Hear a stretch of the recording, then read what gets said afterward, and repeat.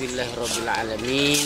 Atas izin Allah Subhanahu wa Ta'ala, hari ini semua asatidz Al-Manar, pengurus Al-Manar sama-sama gotong royong untuk membangun lapangan upacara apel Dewan Guru dan para santri. Ini tujuannya adalah yang pertama, kita bisa lihat sampai ke belakang sana, ini hampir 900 meter keseluruhan luas areanya.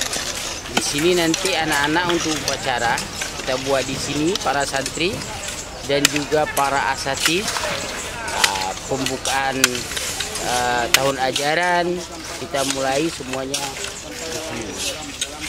Kemudian juga ini semuanya dananya dana dari pesantren dan swadaya dari para asatidz dan keuntungan koperasi dan kantin yang kita gunakan untuk pembangunan ini. Mudah-mudahan ini cepat selesai dan bisa digunakan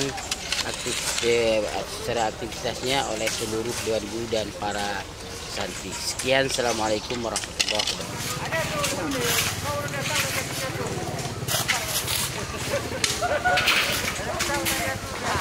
Samsul.